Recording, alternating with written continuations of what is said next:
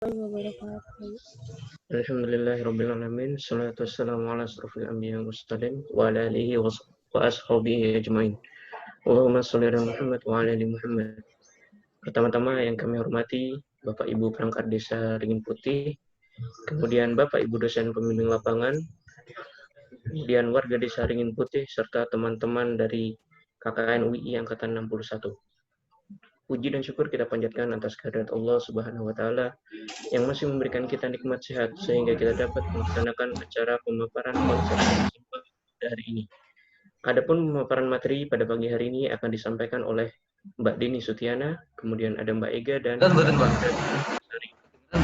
Sebelum masuk kepada pemaparan materi, izinkan saya untuk menyampaikan susunan acara pada pagi hari ini. Adapun susunan acara pada pagi hari ini adalah yang pertama pemaparan materi, kemudian yang kedua ada tanya jawab, dan yang ketiga ada penutup. Kemudian selanjutnya untuk presentasi terhadap konsep bank sampah yang pertama kepada Mbak Deni, waktunya dipersilahkan.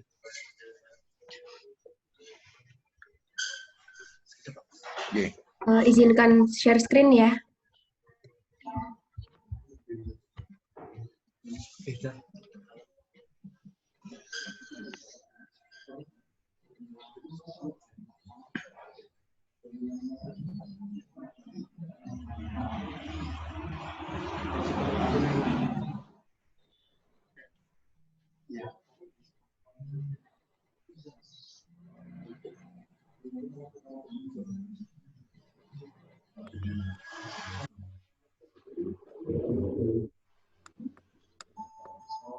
Apakah sudah terlihat?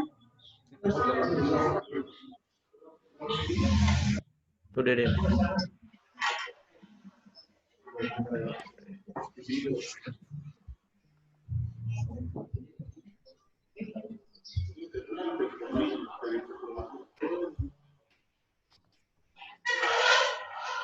Ganti apa? Ganti apa? Enggak ya? Maaf, enggak ya saya.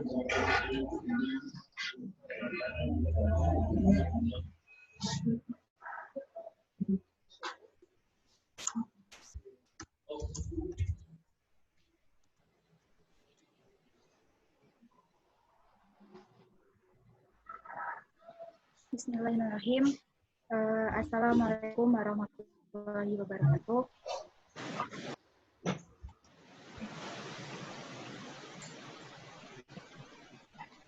Perkenalkan, saya Deni Sutiana ingin memaparkan terkait dengan bank sampah. Nah, sebelumnya Bapak Ibu, di sini sebenarnya kita mau akan bahas tentang sampah itu apa. Kenapa dengan bank sampah? Jadi di Indonesia sendiri sejak tahun 2008 kita sudah mempunyai aturan atau undang-undang tentang pengelolaan sampah. Nah, sebelumnya juga di Indonesia saat ini dikatakan bahwasanya mungkin bisa juga dilihat dari dampaknya. Mungkin dilihat itu ada dampak dari pengelolaan sampahnya. Nah, ini salah satu dampak besar dari pengelolaan sampah yang kayak kurang tepat seperti itu, dan jadinya nanti berefek ke tempat pembuangan akhirnya sampai penuh. Pada akhirnya nanti ketika TPA-nya sudah penuh, pasti nanti kapasitasnya juga akan membludak, makanya nanti akan terjadi penutupan. Dan ketika sudah ditutup, sampah itu kan sudah membludak, maka akan mencemari lingkungan. Bukan hanya sekedar lingkungan yang rusak ya, tentunya juga dapat menimbulkan penyakit. Lanjut Mbak Chandra. Nah, selanjutnya di sini juga ada sistem pengelolaan sampah. Di sini terdapat sistem konvensional, Pak, Bu. Jadi sistem konvensional ini sendiri terdiri dari sumber sampah, pewadahan, pengumpulan, TPS, pengangkutan, dan TPA. Nah, seiring berjalannya dengan waktu, di sini juga terjadinya adanya optimalisasi pengelolaan sampah dengan program 3R. Apa sih program 3R? Jadi program 3R di sini seperti ini, Pak. Reduce, reuse, sama recycle kayak gitu. Dan nanti dengan adanya optimalisasi ini nantinya untuk mengurangi volume akhir sampah di TPA-nya itu semakin sedikit. Beda dengan yang sistem konvensional di atas tadi. Kalau sistem konvensional di atas tadi kan TPA-nya itu sampai banyak banget kayak gitu.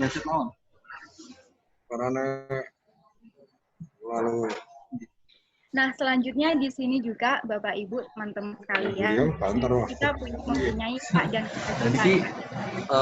Nah, di sini kami dari UI sebenarnya ingin menekankan di poin 3. Jadi kami di sini semua ingin memberikan informasi yang benar, akurat dan tepat waktu, dan kemudian juga nanti kita akan melakukan pembinaan dalam pengelolaan sampah. Dan apa sih kewajiban kita? Jadi kewajiban kita nanti kita wajib, setiap orang itu wajib mengurangi dan menangani sampah dengan cara berwawasan lingkungan sesuai dengan perdanya masing-masing. Nah, kita juga di sini, Pak, Bu, kita juga mempunyai Undang-Undang Nomor 18 Tahun 2008 tentang pengelolaan sampah yang mana diturunkan ke Peraturan Menteri Negara Lingkungan Hidup Nomor 13 Tahun 2012 tentang pedoman pelaksanaan reduce, dan melalui bank sampah.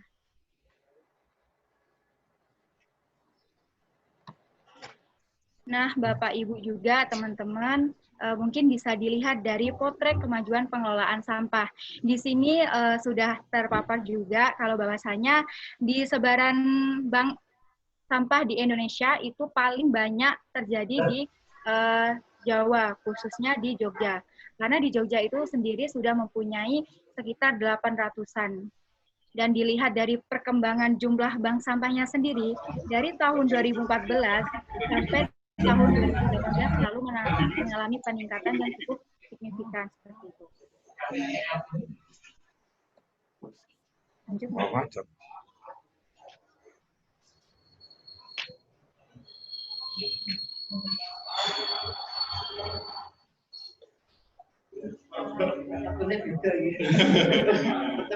Mbak Chandra. Nah, sebelum kita masuk terlalu jauh, Pak Bu, izinkan Denny di sini menjelaskan kenapa sih harus bank sampah kayak gitu. Nah, sebelum kita terlalu masuk jauh, kita sekarang bahas dulu bank itu apa kayak gitu. Otomatis ketika mendengar kata bank, pasti kita kepikirannya, oh bank itu tempat menyimpan uang, Mbak. Bank itu tempat buat kita menabung buat masa depan. Nah, benar, sebenarnya bank kita artikan seperti tempat menabung. Dan pastinya kalau kita memikirkan bank itu pasti tempatnya selalu bersih dan memberikan rasa nyaman buat nasabah yang datang. Dan begitupun pelayanan yang diberikan selalu ramah kayak gitu. Ketika kita datang ke bank, pelayanannya itu selalu sopan dan santun seperti itu. Dan kemudian ada sampah. Nah, kalau sampah ini pasti masyarakat tuh berpikiran seperti ini. Sampah ini buat apa ya kayak gitu. Pasti sampah itu berbau, jijik kayak gitu kan, menjijikan, terus mencemari lingkungan, terus sampai pada akhirnya sampah juga bisa mengakibatkan sumber penyakit. Dan dari situ juga masyarakat kayak menilai sampah tuh nggak ada manfaatnya buat kita kayak gitu. Padahal sampah di sini bisa memberikan manfaat. Nah, pada akhirnya masyarakat menganggapnya sampah ini tidak bernilai sama sekali.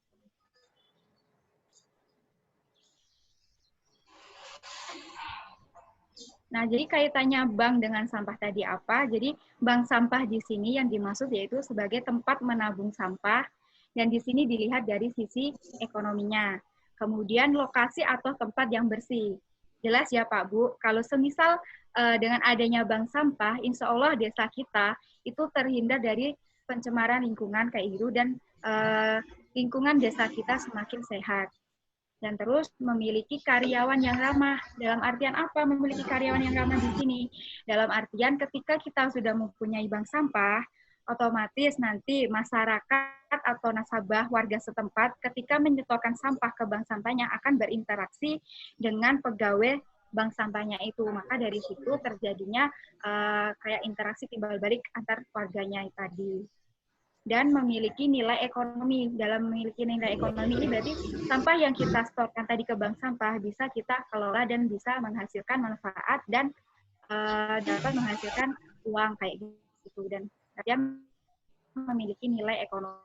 Pada akhirnya yang awalnya sampah, dulunya sampah dianggap enteng, sekarang bisa menjadi berkah buat kita semua kayak gitu.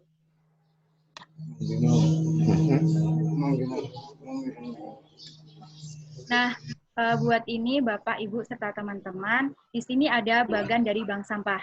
Jadi bagan bank sampah sendiri, yang pertama itu warga datang ke tempat bank sampahnya untuk mendaftarkan sebagai nasabah. Kemudian setelah mendaftarkan sebagai nasabah, nanti sampah yang di rumah-rumah warga tadi bisa disetorkan ke bank sampahnya. Kalaupun nanti misal Bapak Ibu tidak bisa menyetorkan bank sampah, biasanya nanti dari pegawai banknya ini yang akan menjemput sampahnya tadi. Dan kemudian diantar ke bank sampah tadi. Dan bank sampah ini juga mempunyai dua jenis sampah, yaitu ada organik dan anorganik. Buat sampah organik ini bisa dijadikan pupuk kompos, sedangkan yang anorganik itu bisa didaur ulang dan menjadi bentuk seperti barang-barang tas, terus habis itu dompet, taplak meja dan sebagainya.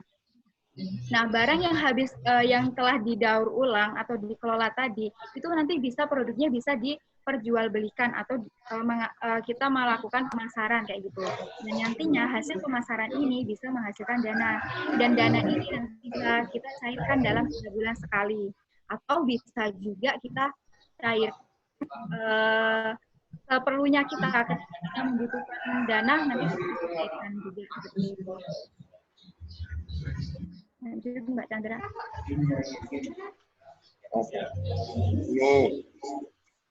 Nah, jadi bisa disimpulkan bahwasanya bank sampah itu apa? Bank sampah yaitu tempat pemilihan dan pengumpulan sampah yang dapat didaur ulang dan atau digunakan ulang yang memiliki nilai ekonomi.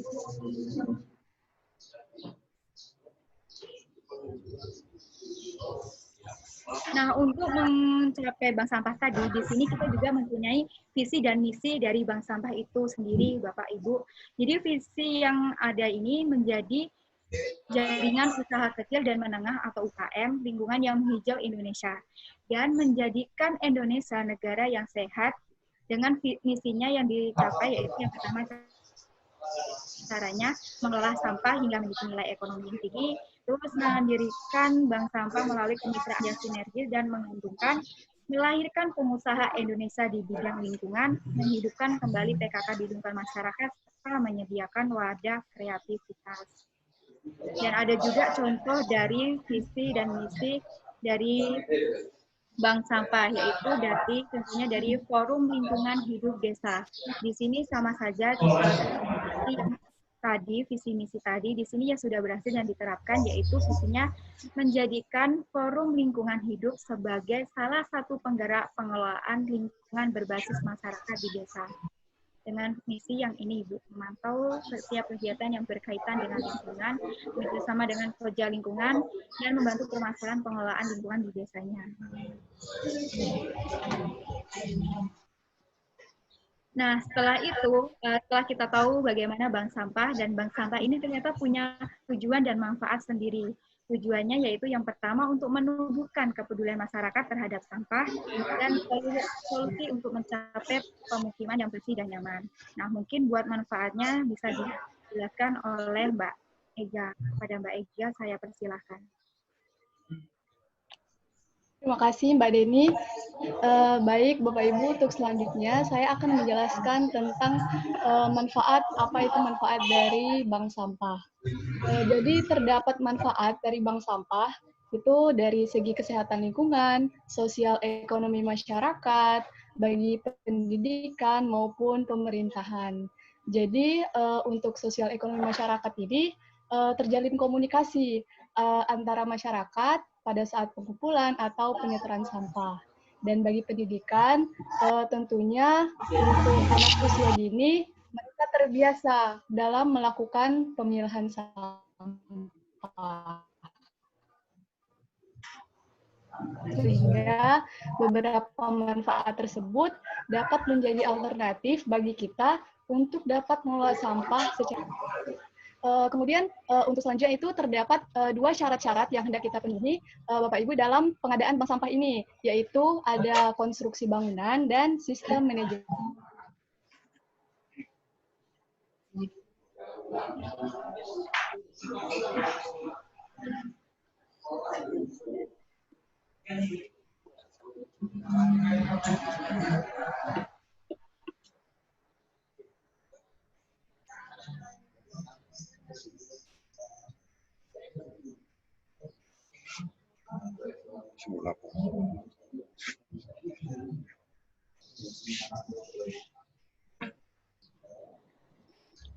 Karena tulisannya ulang.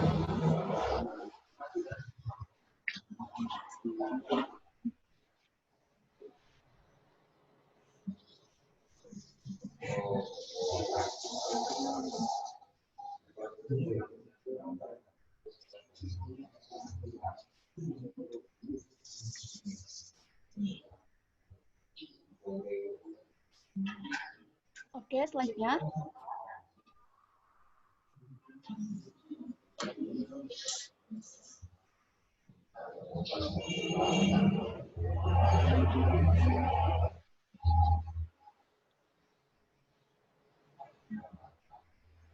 Maaf, sepertinya ada kesalahan teknis, jadi saya lanjutkan ya Bapak Ibu. Nah, di sini ada konstruksi bangunan. Bisa dilihat pada slide, ini ada konstruksi lantai, dinding, ventilasi, atap, langit-langit, pintu, bank sampah. Semuanya itu sudah sesuai dengan aturan. Tapi dalam pelaksanaannya nanti kita bisa sesuaikan dengan kondisi daerah, kondisi lahan, dan kondisi tempat di Desa Ringin Putih. Maaf, apakah Mbak Ega sudah?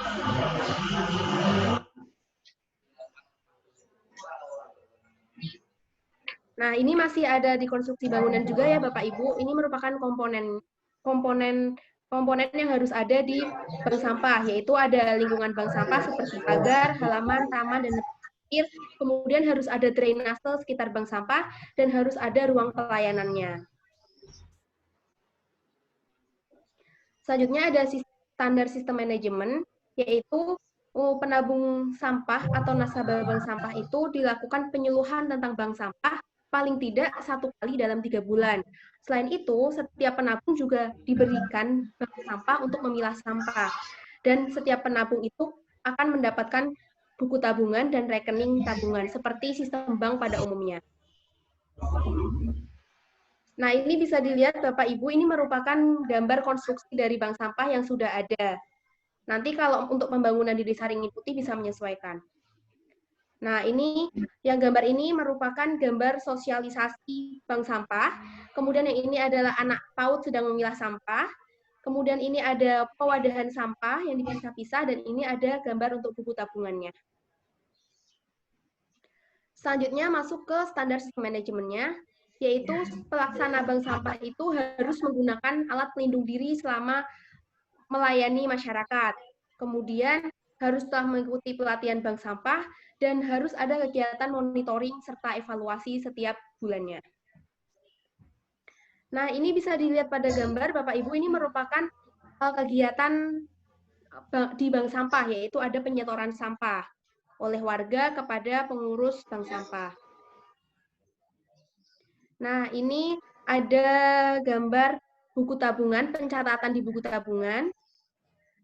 Dan ini ada gambar penimbangan oleh petugas. Ini lagi menimbang sampah, ya Bapak Ibu, bisa dilihat di gambar. Selanjutnya ada standar sistem manajemen untuk pengepul. Nah, pengepul itu diharapkan tidak melakukan pembakaran sampah, terus mempunyai perjanjian dengan bank sampah sebagai mitra dalam pengelolaan sampah, mampu menjaga kebersihan lingkungan, serta mempunyai izin usaha. Seperti itu. Jadi nanti sebelum didirikan bank sampah itu, sebaiknya kita sudah mengetahui mitra pengepul mana yang akan dijadikan rekan untuk kerja sama kita. Seperti itu. Nah, ini selanjutnya ada gambar pengangkutan sampah. Ini pengangkutan sampah. Bisa dilihat di slide ya, Bapak Ibu. Nah, terus selanjutnya ini ada pengangkutan sampah dari bank sampah menuju ke pengepul. Ini sampah yang udah dipisah kemudian dijual.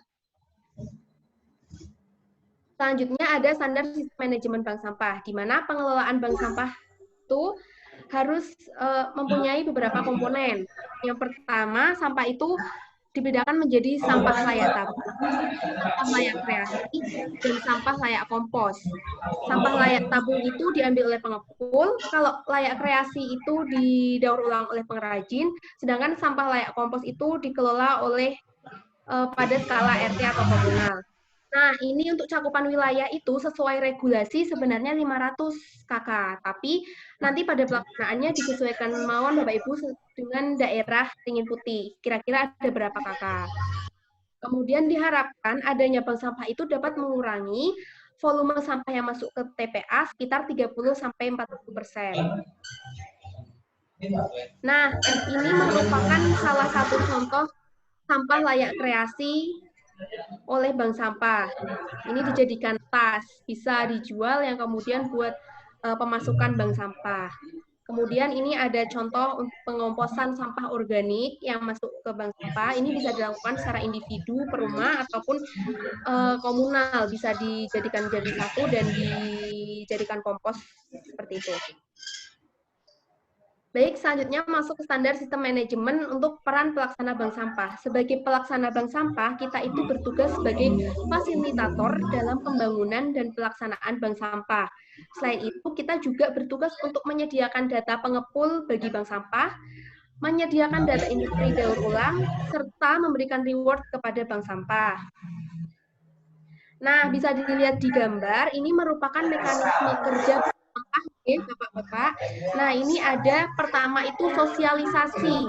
Sosialisasi itu sama seperti yang kita laksanakan sekarang. Ini kita melaksanakan sosialisasi bank sampah. Kemudian ada pemilahan sampah. Ketika sampah sudah dipilah, diserahkan kepada bank sampah. Kemudian dilakukan penimbangan sampah. Penimbangan setelah sampah ditimbang, kemudian dilakukan pencatatan kira-kira itu menghasilkan berapa uangnya. Dicatat di buku tabungan, dan nanti di akhir periode ada sistem bagi hasil. Seperti itu, Bapak.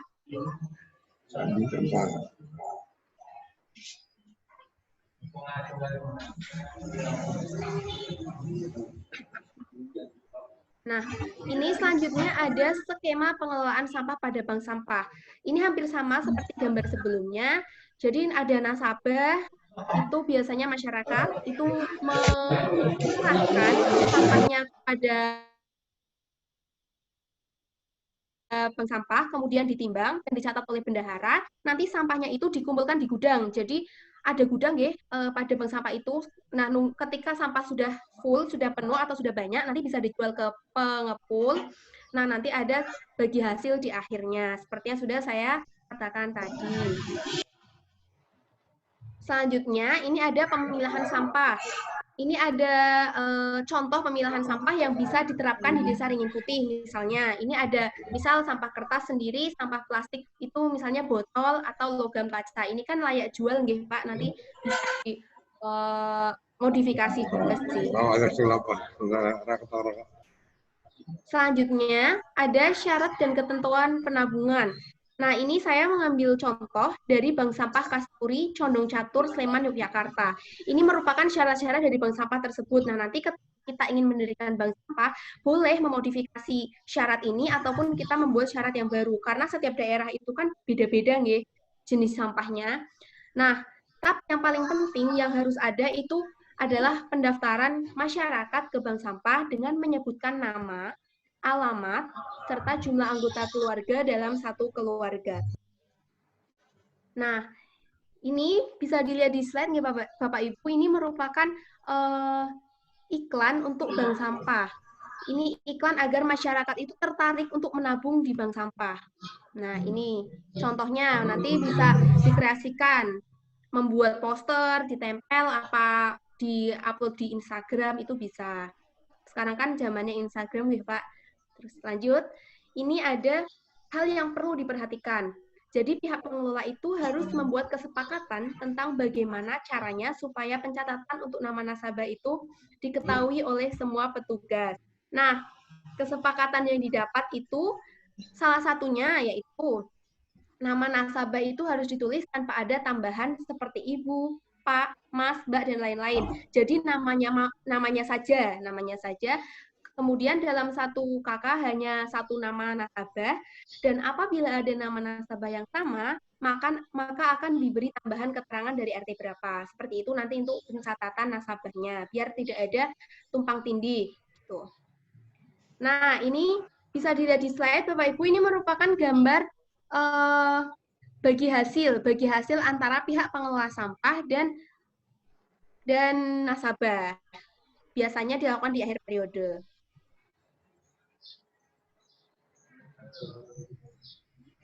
Nah, ini merupakan kegiatan pelaksanaan bank sampah. Bisa dilihat di gambar, nggih. Ini yang pertama itu harus ada penerapan jam kerja, kemudian ada buku tabungan, ada penarikan tabungan, ada peminjaman uang, ada jenis tabungan, ada jenis sampah, jasa penjemputan sampah, penetapan harga, kondisi sampah, wadah sampah, berat minimum, serta sistem bagi hasil. Biasanya untuk penarikan tabungan ini dilakukan 3 bulan sekali. Seperti itu. Nah, biasanya untuk sistem bagi hasil yang sudah-sudah, itu misalnya di Yogyakarta itu pembagian hasilnya ada salah satu bank sampah itu 15% dengan 85%. Tapi ini dikembalikan lagi nanti kepada warga di Desa Ringin Putih, apakah 15% itu sudah cukup untuk mengelola bank sampah, dan kalau misalnya belum, maka bisa dinaikkan. Misal 20% untuk pengelola bank sampah untuk kegiatan operasional, dan 80%-nya untuk si penyetor. Seperti itu. Itu pokoknya untuk pelaksanaan itu sebenarnya fleksibel, nggih Bapak Ibu, disesuaikan dengan kondisi daerah masing-masing. Nah, ini bisa dilihat di gambar, ini merupakan contoh buku tabungan yang digunakan di bank sampah. Ini buku tabungan, jadi ada tanggal, kita mencatat tanggal, kemudian mencatat transaksinya itu menghasilkan uang berapa, ditulis di buku tabungan. Biasanya dicatat oleh bendahara. Selanjutnya ada komponen bank sampah, jadi 3 komponen yang harus ada itu ada lokasi, pengelola, serta nasabah. Nah, lokasi itu harus dipikirkan mana lokasi yang memang sesuai untuk pendirian bank sampah. Kemudian untuk pengelola ini biasanya dikelola oleh ibu-ibu PKK, karena ibu-ibu PKK itu dianggap rajin juga. Nah, itu dianggap dapat mengelola bank sampah. Kemudian untuk nasabahnya sendiri biasanya merupakan masyarakat desa sendiri. Berarti ini nasabahnya merupakan masyarakat Desa Ringin Putih. Selanjutnya ada tahapan pendirian bank sampah, itu terbagi menjadi 4, Bapak Ibu. Jadi yang pertama ada tahap persiapan, ada tahapan launching, ada tahapan pelaksanaan, dan ada tahapan development. Nah, pada saat ini kita itu masih memasuki tahapan persiapan pembangunan untuk bank sampah. Selanjutnya ada teknis penyelenggaraan bank sampah. Teknis penyelenggaraan bank sampah itu meliputi standar operating procedure atau SOP.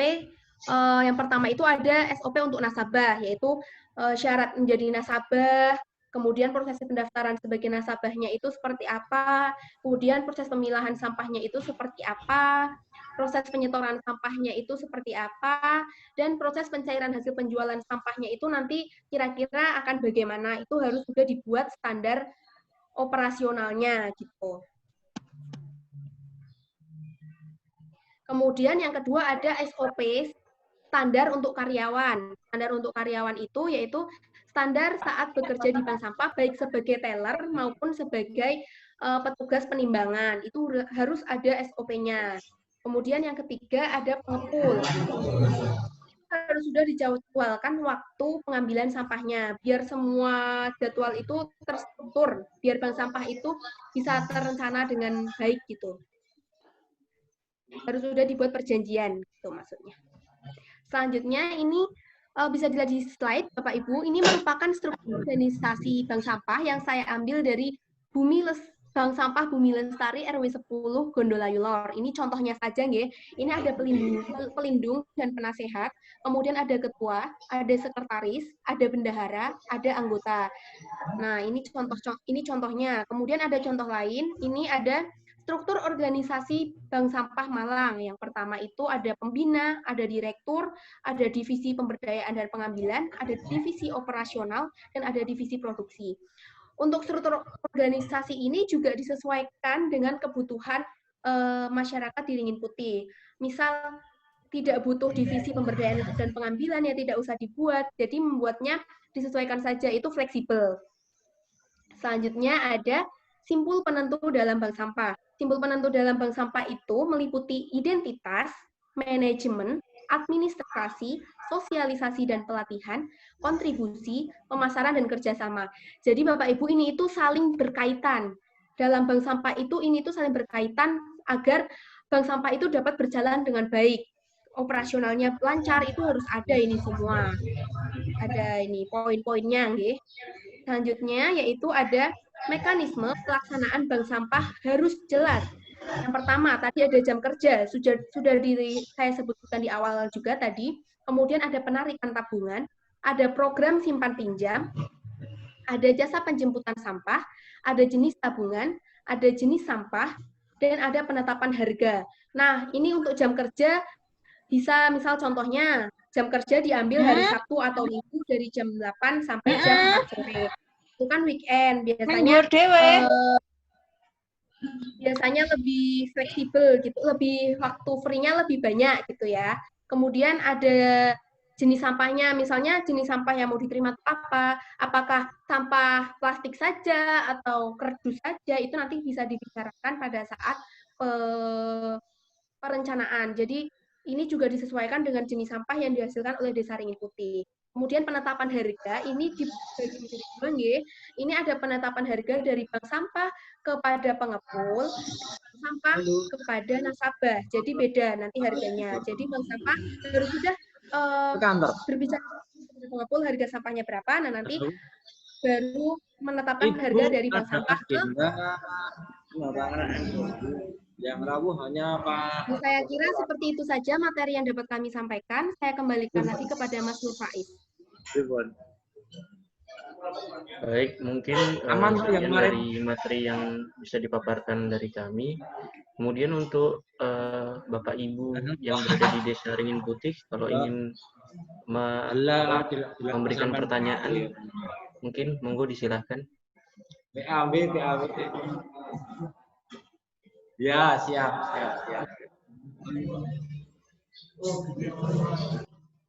Alhamdulillah, Tay.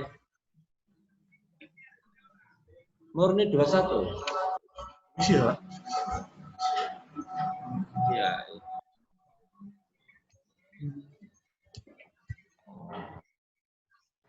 Monggo Pak, kalau mau ada yang ditanyakan Pak terkait konsep bank sampah ini mungkin.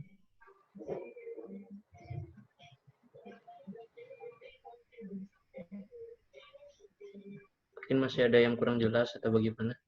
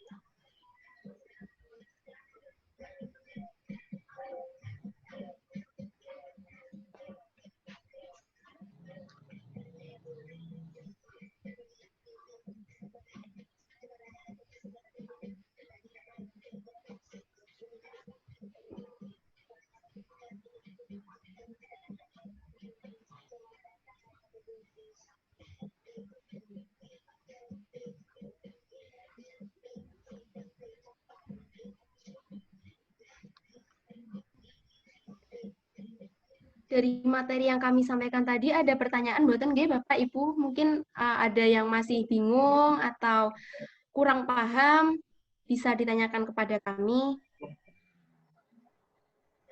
Jadi kalau saya Nggih, Pak, terkait boleh. dengan untuk menumbuh sadarkan masyarakat terkait dengan sosialisasi betapa pentingnya sampah ini, efek dampaknya ataupun efek ekonominya ataupun di syariahnya, itu tolong nanti untuk sosialisasikan sebisa mungkin itu bisa menyasar ke semua warga, tidak hanya sekedar yang hadir di sini.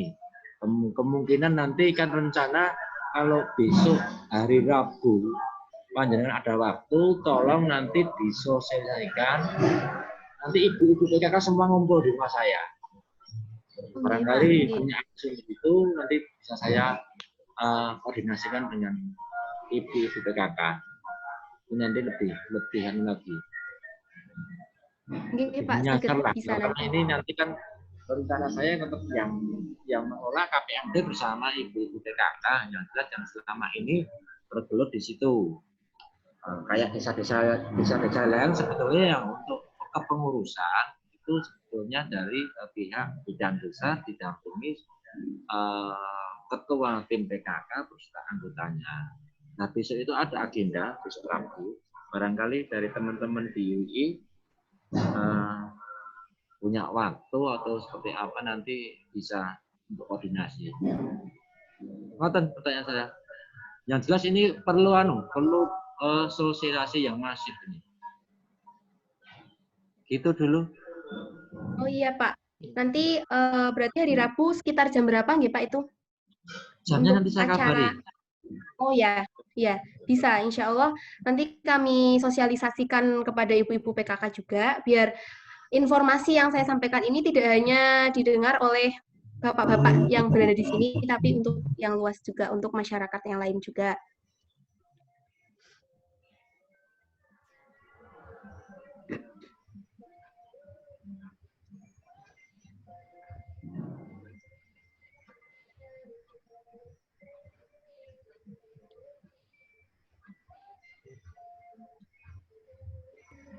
Kalau untuk menumbuhkan kesadaran masyarakat, tadi kan Bapak juga menyampaikan untuk menumbuhkan kesadaran masyarakat itu gimana gitu nggak Pak? Itu memang sebenarnya susah, maksudnya kayak benar-benar dari, bahkan saya pernah bertanya kepada dosen, waktu itu ada masalah di suatu bank sampah, saya bertanya kepada dosen saya, Pak bagaimana sebenarnya menumbuhkan minat masyarakat kepada bank sampah itu loh, biar nggak hanya ikut sosialisasi aja, tapi dia juga paham, juga mau melaksanakan. Tapi kata dosen saya, waktu itu memang susah pada pelaksanaannya itu memang nggak semua masyarakat bisa untuk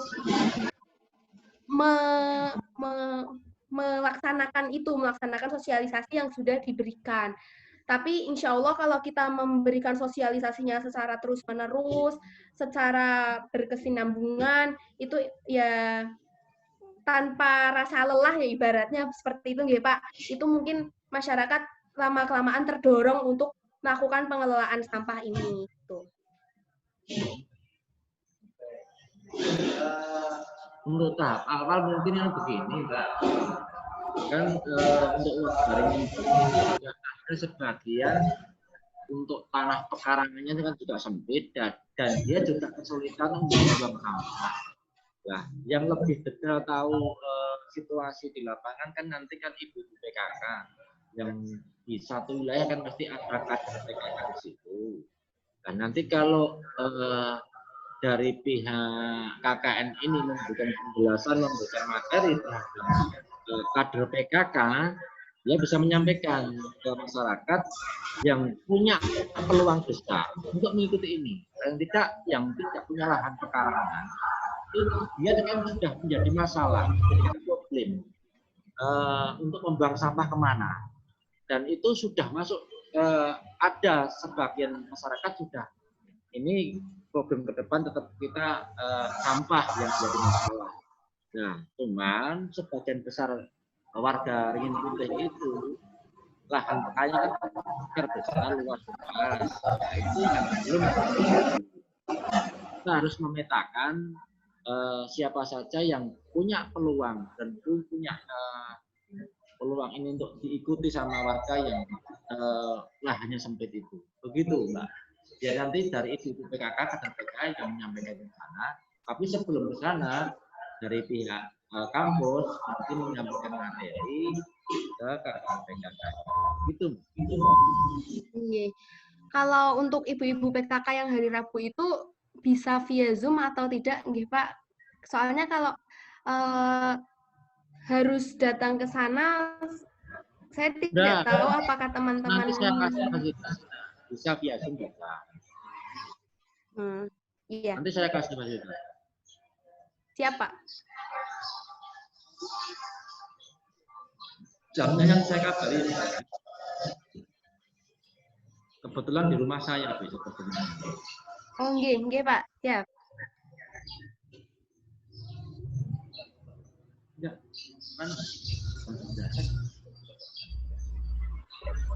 ini mana? 40-an orang. Oh, kamu biasanya ada semua. Oh, iya, kayak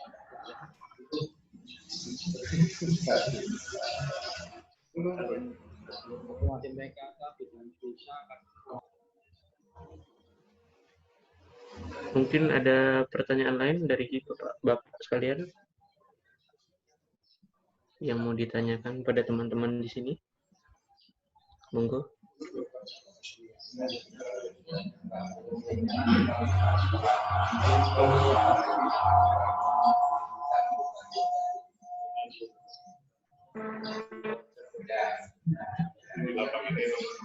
Mungkin dari teman-teman yang mau bertanya ke bapak-bapak yang ada mungkin terkait vokasi atau apa yang kondisi masyarakatnya gimana, mungkin yang dibutuhkan informasinya dipersilakan juga, nggak apa-apa.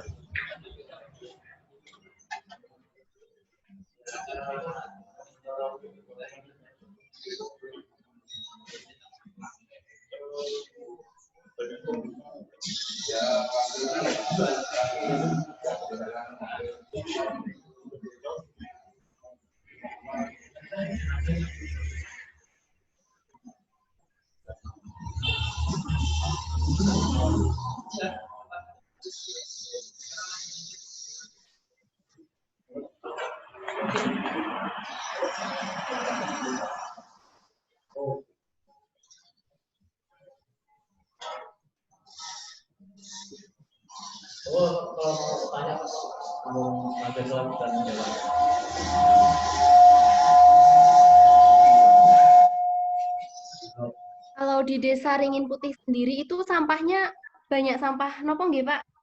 Apakah sampah anorganik atau sampah organik untuk timbulannya itu? Kebanyakan maksudnya sampah organiknya kalau Ringin Putih di sini itu banyak pengepul sampah. Banyak pengusaha di sini. Jadi untuk Permisi, Mbak. 4 itu pengusahanya banyak sekali di sini. Jadi mungkin di sini organik pun kadang banyak yang punya peliharaan kambing, ada sapi, itu bisa dimanfaatkan untuk itu. Makanya kesulitan di situ. Nanti yang plastik sudah ada yang kalau yang 2, 3, 4 banyak pengusaha di situ. RW 5, 6, 7, 8, 9, 10 itu banyak yang ternak kambing, ternak sapi. Makanya juga susah.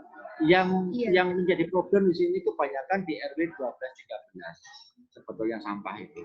Karena lahannya sementara ini kita buang hanya di tempat-tempat pekarangan kosong.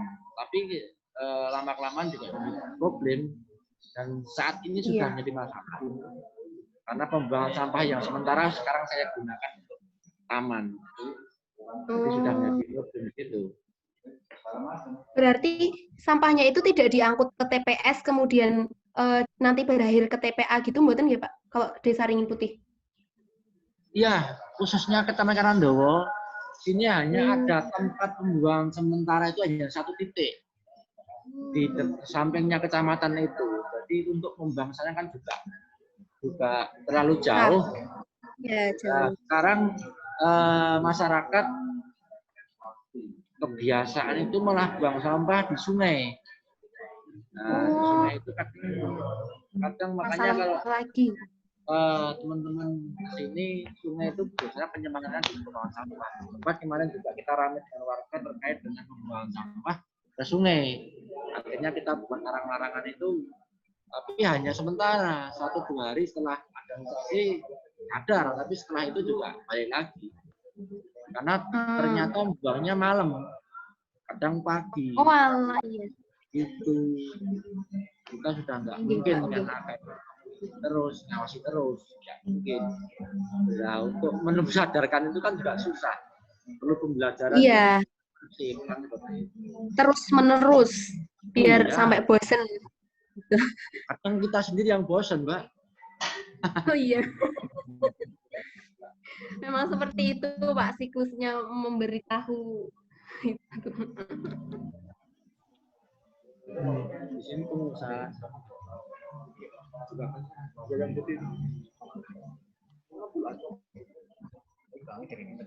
banyak sekali.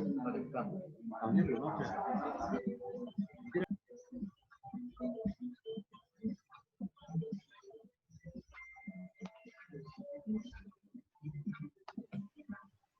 Bapak izin nanya Pak, buat semisal Pak, kalau misalnya ada sampah-sampah kayak bekas obat-obatan itu gimana ya Pak, kayak proses pembuangannya? Misal kayak botol-botol bekas obat itu biasanya dikumpulin atau langsung dipecahin atau gimana ya Pak? Untuk sementara ini karena di tempat kita itu tiap hari rutin dikelilingi tukang rosok. Jadi untuk botol bekas kayak sak semen yang punya nilai ekonomi itu dijual sama pengepul di sini, pengecer di sini ada banyak di sini. Makanya kan untuk bank sampah yang mau bilang kau sekarang sudah ada ini tiap hari ada yang keliling. Botol-botol aqua itu banyak banget di sini.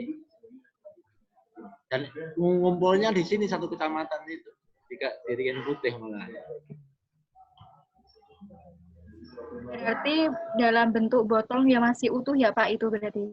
Dan sirupnya bisa dalam bentuk sediaan obatnya sirup nih Pak. Sirupnya tadi sudah dibuang dari kemasannya atau misal masih sisa nih langsung dibuang aja tanpa mengeluarkan dulu isinya. Biasanya sudah kosong. Oh iya iya. Terima kasih Bapak.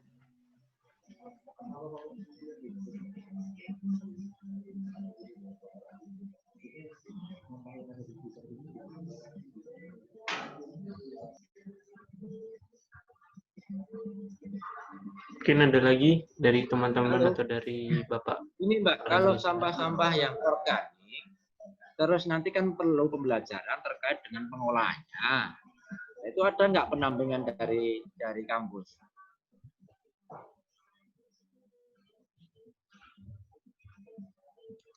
Halo. Iya Pak, ada Pak. Ada untuk pembelajaran pengolahan sampah organik itu ada. Nanti ada pembelajaran untuk pengolahan sampah organik juga untuk pengolahan sampah anorganiknya.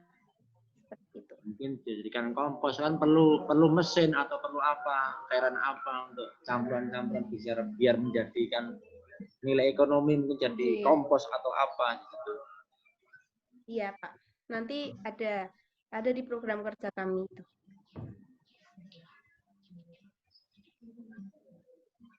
Yang lain monggo.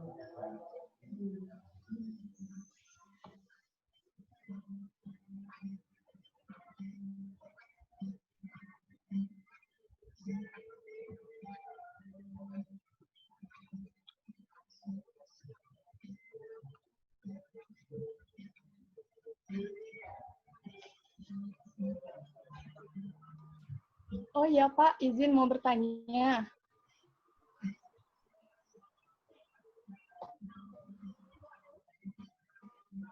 Mbak Ida,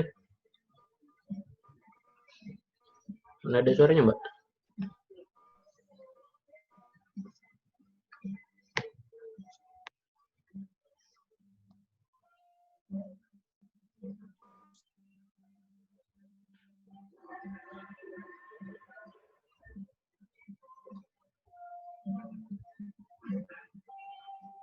Aduh.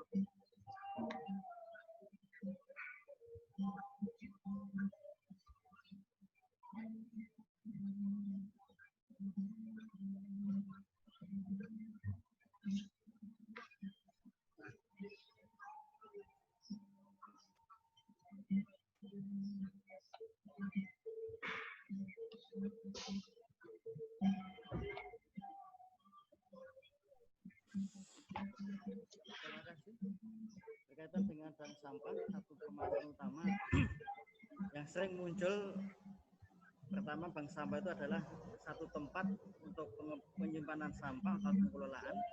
Apakah yang perlu kita pikirkan pertama kali ini penyadaran? Belum nyambung. Sini nyambung. Ya, maaf.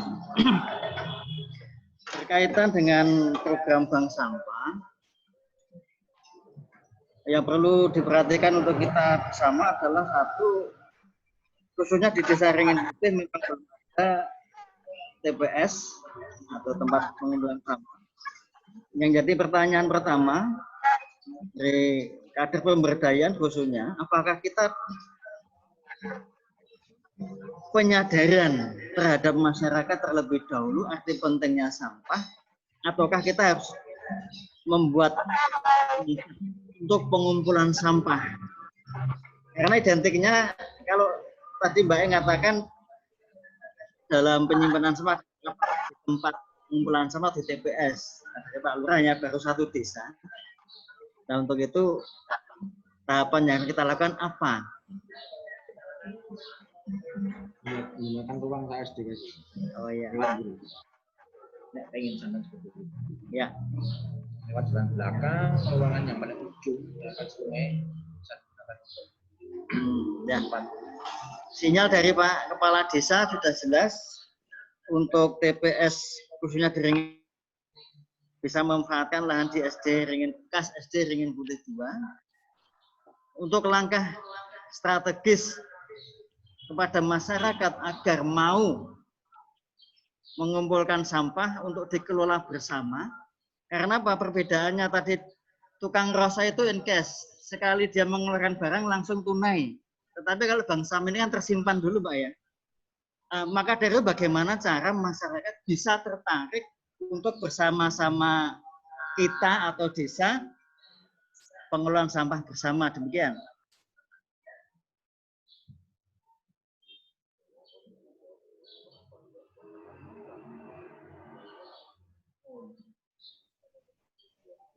Ya, izin menjawab ya Pak. Kalau sepengetahuan saya, yang jelas yang pertama itu caranya kita bagaimana kita buat membangun itu tadi. Yang pertama jelasnya tentang kesadaran dulu dari diri kita sendiri. Ketika kita sudah menyadari akan perlunya lingkungan sehat ini, otomatis kita bagaimana caranya buat menjaga lingkungan kita agar tetap sehat dari sampah. Dengan cara tadi kita ngumpulin sampahnya ke bank sampah tadi. Setelah kita sudah melakukan kesadaran dari kita, baru kita nanti lanjutkan dengan tahap pendekatan. Di mana proses pendekatan ini, jadi antara satu warga ke warga yang lain. Misal kayak contohnya dari saya, misal saya sudah menyadari akan pentingnya pengolahan sampah ini, nanti saya sudah melakukan proses-prosesnya kan, dan mengikuti kegiatan bank sampah. Dan nanti saya punya tanggung jawab bagaimana cara saya menyadarkan teman saya buat mengikuti kegiatan bank sampah ini. Dan nanti proses pendekatan ini jika sudah dilakukan satu sama lain, insya Allah ke depannya bakal menjalankan semua seperti itu. Baru nanti ketika sudah mempunyai kesadaran dan proses pendekatan sudah berhasil, nanti kita baru memulai dengan adanya organisasi bank sampah tadi. Dengan kayak buat struktur organisasinya gitu Pak. Ketika organisasinya sudah ada juga, baru bisa jalan, kalau bisa semuanya, kayak satu desa itu bisa digerakkan kayak gitu. Cuman ya prosesnya tadi nggak seinstan kita mau langsung jadi, ya kayak ada tahapan-tahapan sedikit demi sedikit kayak gitu. Karena membangun itu lebih susah daripada gimana ya, menjaga juga kayak gitu kan. Sama saja PR kita nih kayak memulai hal yang baru dan hal yang masih nol dari kita, ya butuh persiapan yang matang juga kayak gitu. Mungkin dari teman-teman yang lain bisa menambahkan juga gitu.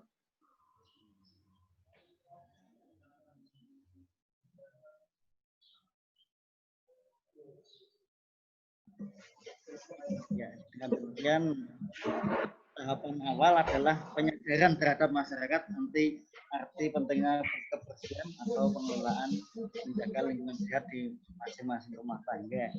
Dan tentunya ini nanti ya minta penjenengan juga untuk mempublikasikan bersama kami masyarakat Desa Ringan Putih hal untuk menggugah kesadaran masyarakat arti pentingnya pengelolaan sampah sehingga sampah tidak terbuang sia-sia, tapi harapannya adalah sampah yang benar-benar berkah di akhirnya. Demikian. Oke, Pak. Seperti itu. Dalam pengelolaan ini kan tadi kan pertanyaan itu kan supaya menarik warga. Jadi supaya gimana warga itu tertarik untuk memiliki bank sampah sendiri. Memang benar kalau pengepul itu kan cash. Jadi kan pertanyaannya itu kan tiap keluarga ini nggak mau mengepulkan sampahnya sendiri. Jadi ada orang yang mengumpulkan, jadi keluarga ini, tiap kepala keluarga ini tidak merasakan nilai ekonomisnya. Sementara ketika nanti ada bank sampah, ketika kepala keluarga nanti setuju untuk adanya bank sampah dan mereka mau melakukan pengelolaan sampah sendiri, setiap kepala keluarga ini nanti akan memberikan nilai ekonomi sendiri, dapat tambahan dari pengelolaan. Jadi mungkin itu bisa menarik tiap kepala keluarga untuk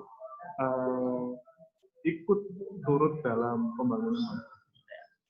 Oke, kan perlu pendekatan ya. Iya.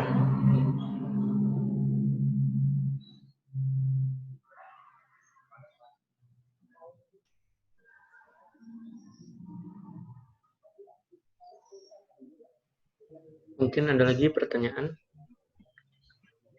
dari bapak-bapak atau dari teman-teman. Mbak Iga tadi mau bertanya?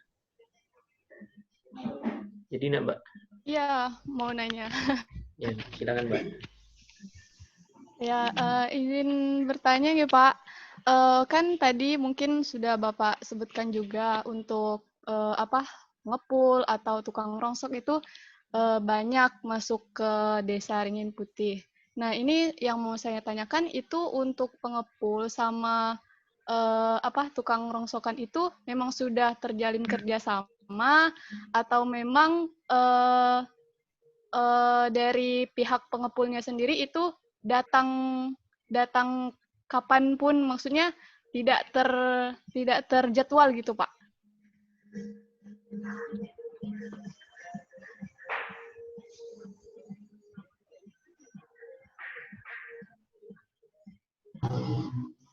Jadi tidak ada koordinasi, tidak ada jadwal. Jadi masih bebas, siapa saja bisa datang gitu. Oh ya gitu Pak. Berarti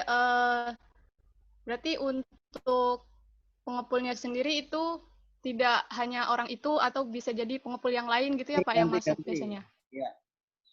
Oh ya, ganti-ganti.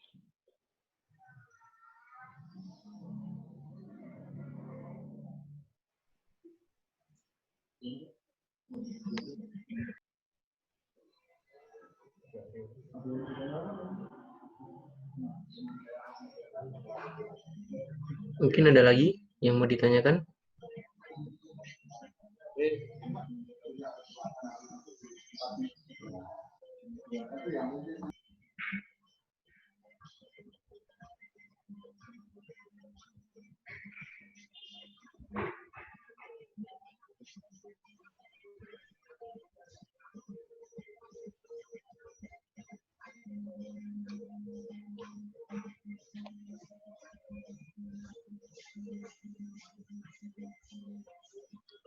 Baik, mungkin kalau udah tidak ada yang ditanyakan lagi, baik dari Desa Ringin Putih maupun dari teman-teman mahasiswa KKN semua, mungkin segitu dulu untuk pemaparan konsep bank sampah pada hari ini.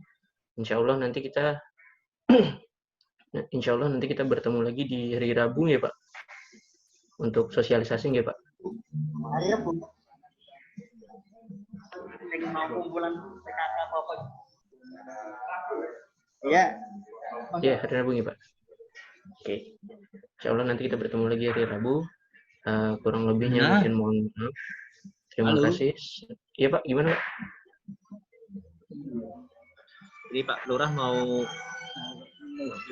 bentar ya. Iya Pak. Halo, Assalamualaikum. Iya, gimana?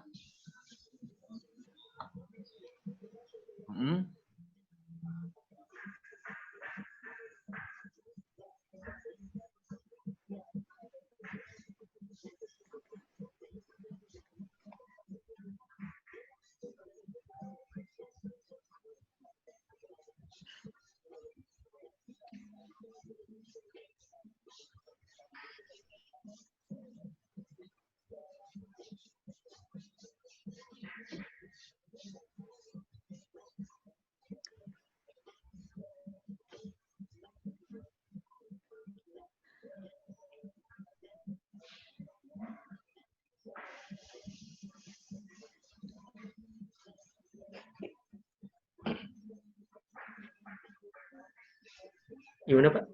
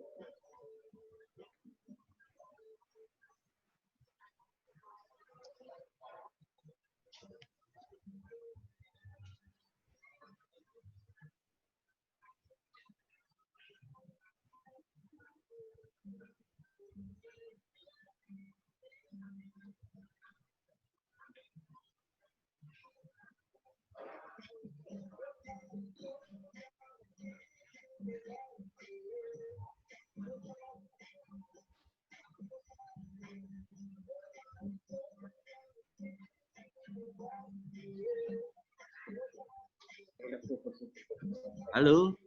Gimana Mbak? Maaf sorry ya Mbak ya. Iya Pak. Gimana Pak? Untuk Udah ada hari Rabu kita sudah ya? pastikan hari Rabu. Jamnya nanti muncul aja. Oh iya Pak. Baik. Kayaknya jam 11 siang. Jam 11 nih Pak. Oh iya. Tapi setelah selesai acara di PKK baru kita nyambung ke acara di bank sampah ini aja. Oh ya, boleh Pak. Baik, mungkin segitu dulu ya Pak. Kalau udah tidak ada yang ditanyakan lagi dari kami. Ya. Ya, terima kasih untuk perhatiannya. Kurang lebihnya mohon maaf. Assalamualaikum warahmatullahi wabarakatuh.